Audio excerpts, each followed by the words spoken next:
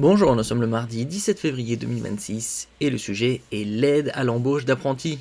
Le gouvernement prévoit de réduire les primes pour les BTS et les futurs ingénieurs. Encore de mauvaises économies de la part du gouvernement. Le gouvernement espère économiser 200 millions d'euros pour 2026 et 700 millions d'ici l'an prochain en révisant à la baisse les aides pour certains diplômes.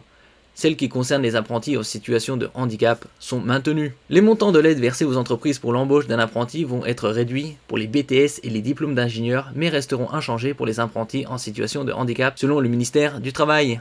N'oubliez pas de vous abonner pour plus de news nationales, européennes et internationales sur ce monde dans lequel nous vivons. L'aide à l'embauche d'un apprenti, auparavant de 6 000 euros pour les entreprises, avait déjà été abaissée l'an dernier à 5 000 euros pour les PME de moins de 250 salariés et à 2 000 euros pour les entreprises de plus grande taille. La prime pour les entreprises de moins de 250 salariés tombera cette fois à 4 500 euros maximum pour les apprentis qui préparent un BTS ou un DUT, diplôme de niveau Bac+2, et à 2 000 euros pour les diplômes d'ingénieurs, les masters et licences, selon un projet de décret dont l'agence France Presse AFP a obtenu copie. Les sociétés de 250 salariés et plus toucheront 750 euros pour ces diplômes d'études plus poussés et 1 500 euros pour les diplômes de niveau Bac+2. Le montant de l'aide sera maintenu à 6 000 euros pour l'embauche d'apprentis en situation de handicap. Ces aides exceptionnelles sont destinées aux employeurs pour la première année d'exécution des contrats d'apprentissage qui démarrent avant le 1er janvier 2027. Le montant des économies attendues est de l'ordre de 200 millions d'euros pour 2026 et de 700 millions d'ici à l'an prochain, a précisé le ministère.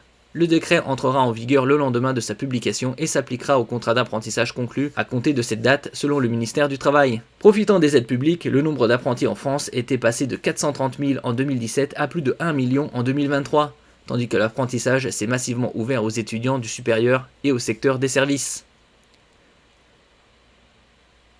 Merci pour votre écoute et à la prochaine.